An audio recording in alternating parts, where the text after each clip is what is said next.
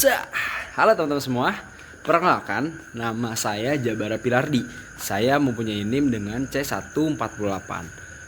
Di video kali ini nantinya teman-teman semua bakalan mendapatkan materi di mana akan ada pembelajaran mengenai ciri primer, ciri seksual primer ataupun ciri seksual sekunder dari ikan ataupun nanti dari krustasean yang nantinya juga bakal merambat ke arah diameter telur, dan juga bagaimana sih caranya kita mengidentifikasi tingkat kematangan gonad dari suatu organisme akuatik, teman-teman. Jadi untuk kedepannya bakal ada pemateri ataupun bakal ada pencerdasan mengenai materi tersebut. Jadi untuk teman-teman untuk disimak dengan baik.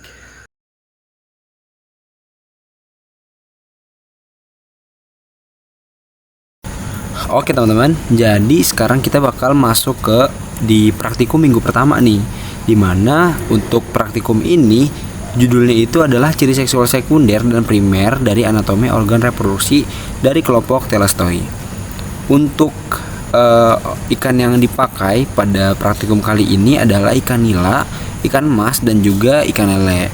Yang mana output dari praktikum kali ini ialah mengidentifikasi ciri primer maupun ciri sekunder daripada ikan Thelestoi.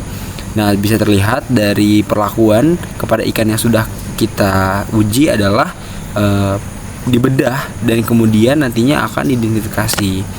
Nah, untuk ikan mas sendiri bisa teman-teman lihat bahwa di bagian operkulum itu ketika nantinya ikan itu jantan, pada saat ingin melakukan reproduksi, operkulumnya itu akan mengeras teman-teman ataupun akan kasar gitu.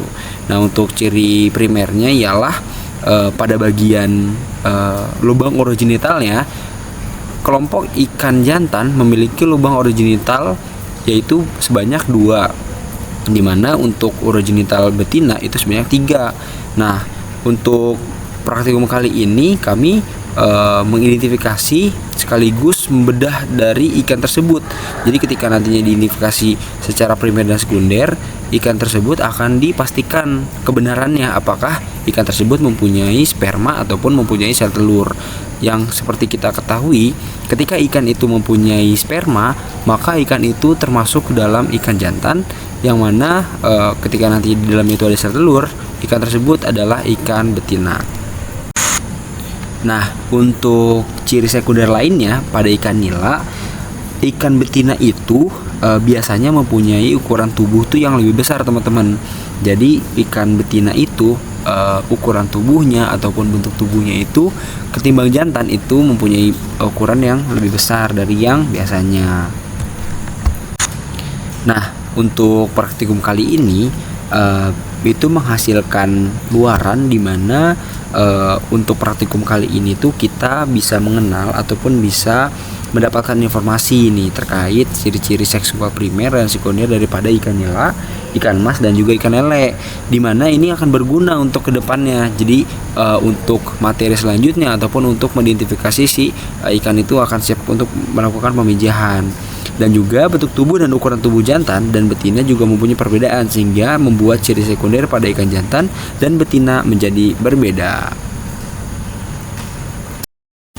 Tak hanya itu, untuk ciri-ciri lainnya itu bisa kita identifikasi melalui lubang urogenitalnya. Ketika lubang urogenital itu ada sebanyak 2 lubang, ikan tersebut diidentifikasi sebagai ikan jantan, dan yang 3 itu adalah ikan betina. Oke, sekarang kita masuk ke bagian krustasean ataupun kayak hewan-hewan yang ada di laut ini, teman-teman. Jadi untuk si krustasean ataupun cumi-cumi ini itu nanti bakalan sama, yaitu mengidentifikasi ciri seksual sekunder ataupun ciri seksual primer. Nah, organisme yang akan diidentifikasi adalah kepiting bakau, terus juga receri, udang receri, dan juga cumi-cumi gitu. Jadi untuk identifikasi primer dan sekundernya ini tuh lumayan berbeda daripada ikan nila, lele, dan mas yang lainnya, dimana untuk krustacea sendiri itu ada bagian-bagian tertentu yang mengidentifikasikannya. Seperti contohnya pada bagian udang itu terlihat dari karapasnya gitu teman-teman. Jadi ketika di bagian karapas itu ada bagian yang warna putih, itu tuh teridentifikasi bahwa udang itu jantan teman-teman. Jadi ketika nanti di bagian karapas itu nanti ada telur-telur gitu, bintik-bintik warna hitam atau warna putih itu diasumsikan si udang itu tuh berjenis kelamin betina gitu. Nah beda lagi halnya dengan cumi-cumi teman-teman. Untuk cumi-cumi sendiri terlihat identifikasinya adalah pada bagian di bagian tengah. Ketika teman-teman udah ngebedah si cumi-cumi itu sebagian atas, itu nanti di bagian tengah itu nanti akan ada jendolan, dimana ketika nantinya teman-teman menemukan jendolan itu teridentifikasi bahwa cumi-cumi itu betina gitu. Berbeda halnya dengan juga kepiting bakau.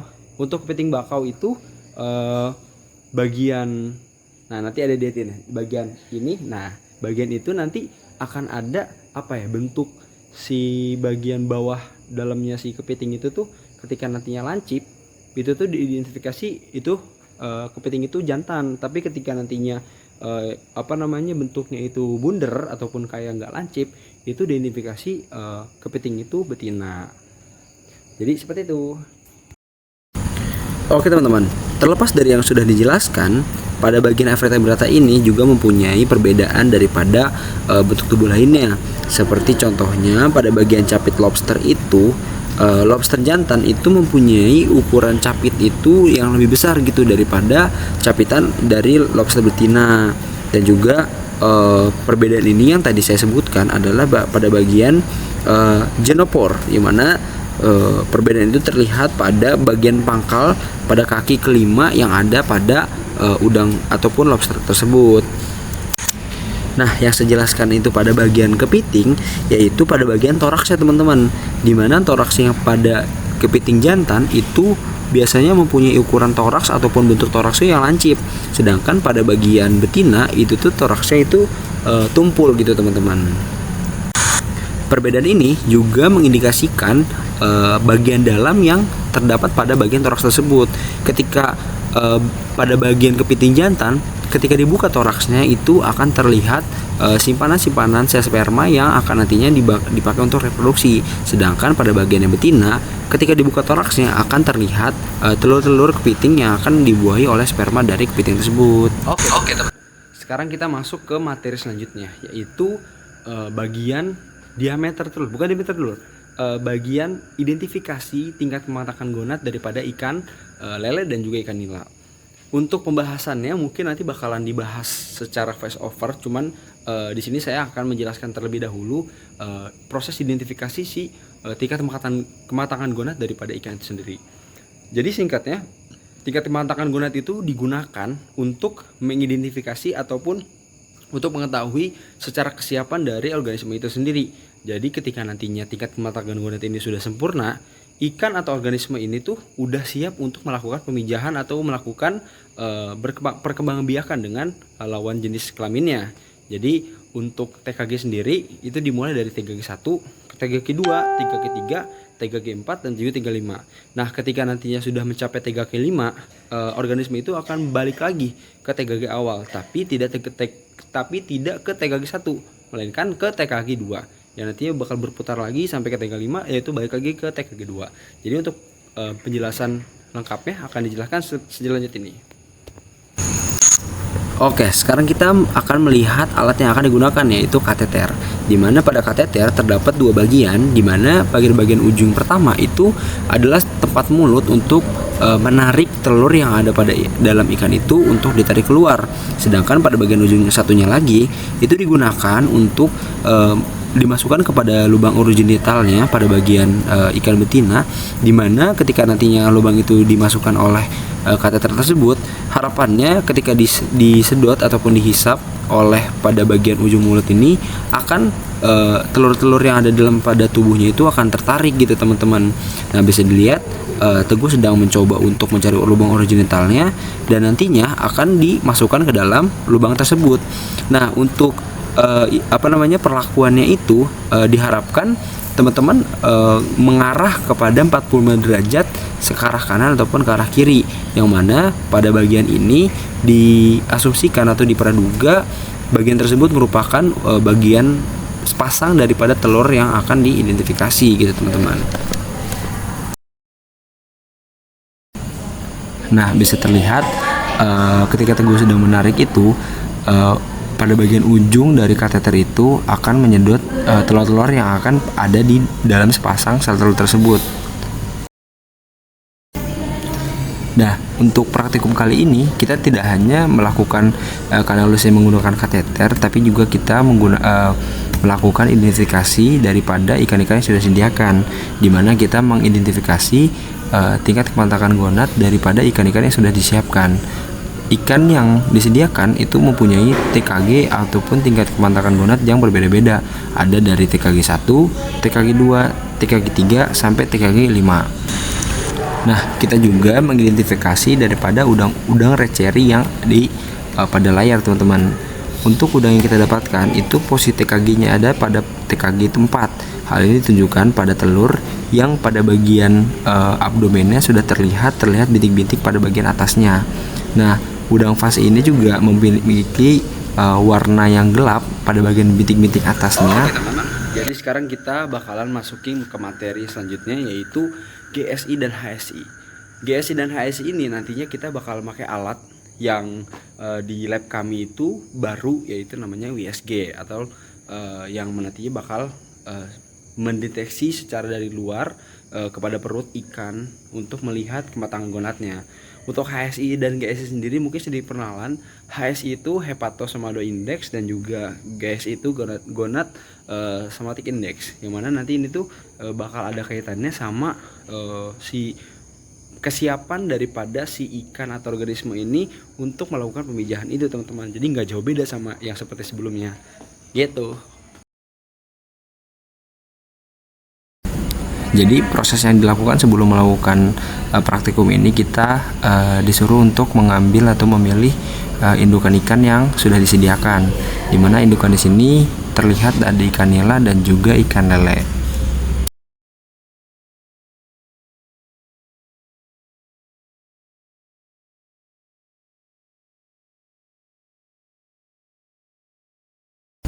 Oke, bisa kita lihat, lihat ini ikan yang sudah siap. Oke teman-teman, bisa dilihat ini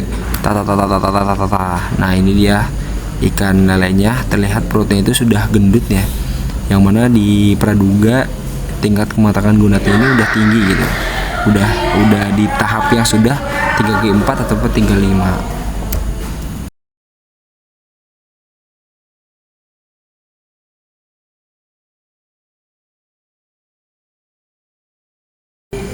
Oke, jadi sambil kita melihat videonya akan ada penjelasan nih teman-teman.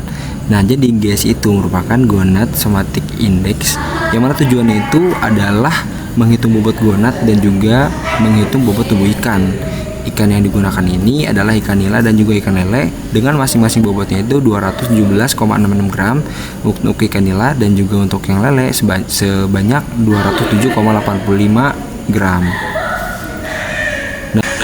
Nah, sekarang kita masuk ke perlakuannya, dimana ikan yang nantinya akan dilakukan USG ini harus dibersihkan pada bagian orogenitalnya atau pada bagian yang terindikasi bagian gonadnya, yang kemudian nantinya akan dibaluti dengan gel yang sudah disediakan. Gel ini bertujuan supaya sinar yang dipancarkan oleh USG ini dapat terlihat pada bagiannya dan juga tidak berantakan gitu, dimana seperti yang kita tahu cara kerja daripada USG ini kan memancarkan sinar yang nantinya bakal dipantulkan lagi ke bagian USG-nya. Nah, gel ini bertujuan untuk menstabilkan ataupun menyeimbangkan antara pantulan yang masuk dan juga pantulan yang keluar.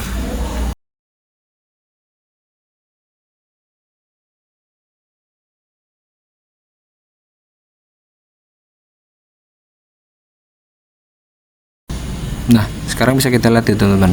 Jadi ketika nantinya alatnya itu sudah ditempelkan pada bagian perut ikan, itu di layar akan terlihat bagian-bagian yang ada di dalamnya. Itu bisa teman-teman lihat terdapat bagian gonad yang tertutup oleh organ-organ di dalamnya gitu teman-teman.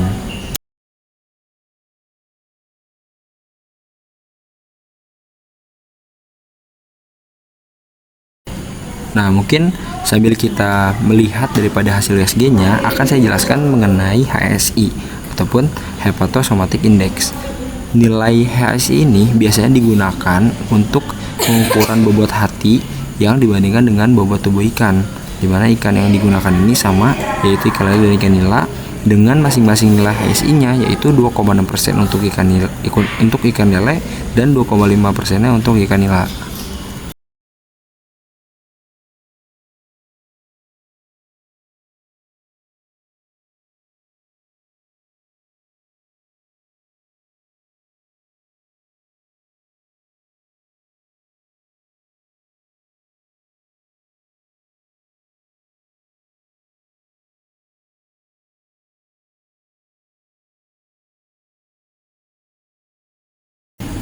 Setelah dilakukannya proses identifikasi gonad itu ataupun proses identifikasi kelamin itu menggunakan USG, hasil yang didapatkan pada ikan lele itu diduga berkelamin jantan yang ditujukan pada bagian layar USG-nya itu terdapat bagian-bagian yang mencirikan bagian tersebut adalah sel sperma. Sedangkan pada bagian ikan nila juga itu juga diidentifikasi ataupun dipraduga sebagai ikan jantan.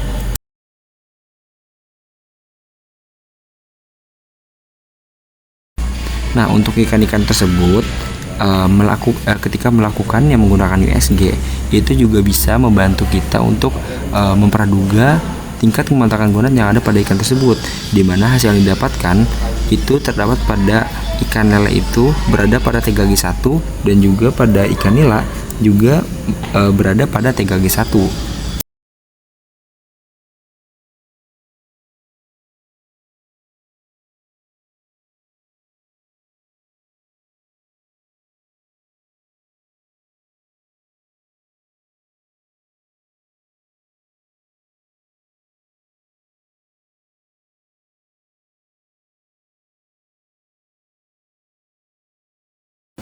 Oke, kita akan memasuki materi yang terakhir, yaitu pengukuran diameter dan juga fekunditas daripada telur tersebut. Nah, untuk perlakuan pertamanya itu sama, kita disuruh untuk memilih ikan yang nantinya akan dijadikan sebagai sampel untuk melihat diameter dan juga fekunditas telur tersebut. Nah, sebelum dilakukan percobaannya, ikan itu akan ditimbang terlebih dahulu pada timbangan digital, yang mana gunanya nanti akan digunakan sebagai perbandingan perhitungannya.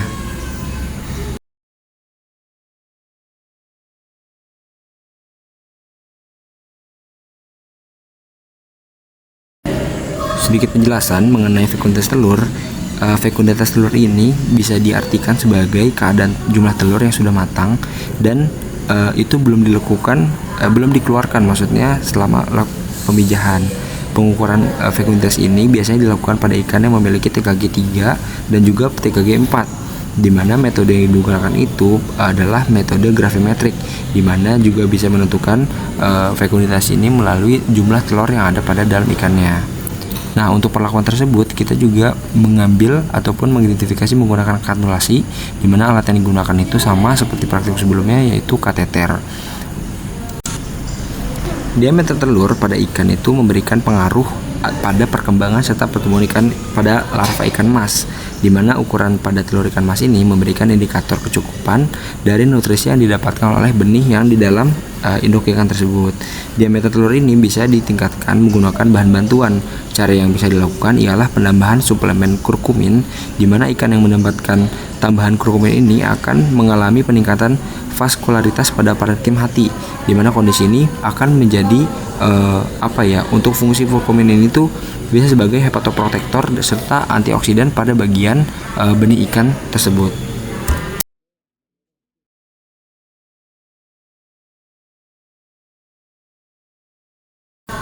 Nah, untuk perlakuan pada perhitungan telur tersebut, kita akan membagi gonad pada sel telur ini menjadi 3 bagian, yaitu pada bagian anterior, bagian tengah, dan juga bagian posterior, di mana pada bagian-bagian tersebut akan dihitung jumlah telur yang ada, yang nantinya akan dihitung juga menggunakan tabel gravimetrik yang nantinya akan teridentifikasi tingkat fekunditas yang ada pada bagian telurnya. Nah, telur yang sudah diambil sampelnya akan dimasukkan ke dalam micropipet yang sudah diisi sebagai penahan supaya telur tersebut tidak lisis.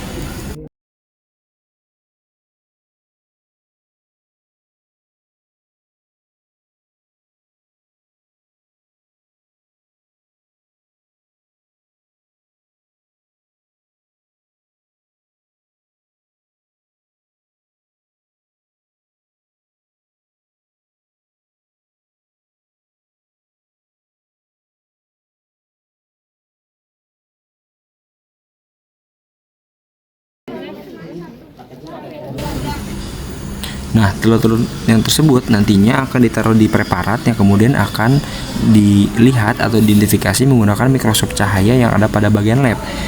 Bisa terlihat ikan tersebut ataupun telur-telur yang ada pada bagian ikan tersebut itu sudah hancur, di mana bentuk telurnya itu tidak lagi bulat melainkan sudah seperti persegi panjang ataupun udah berantakan, teman-teman.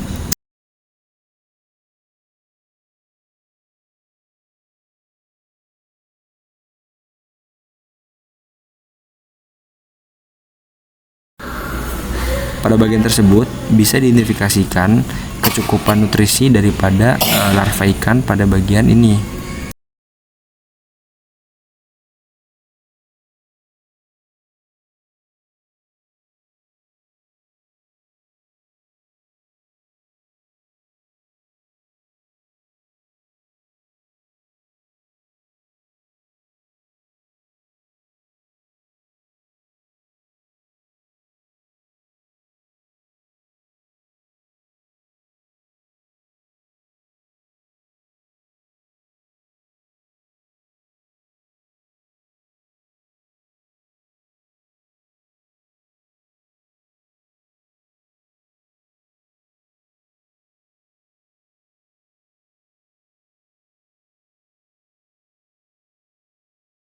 Oke teman-teman, jadi berhubung materinya sudah dijelaskan ya secara keseluruhan, jadi mungkin seperti itu penjelasan dari saya.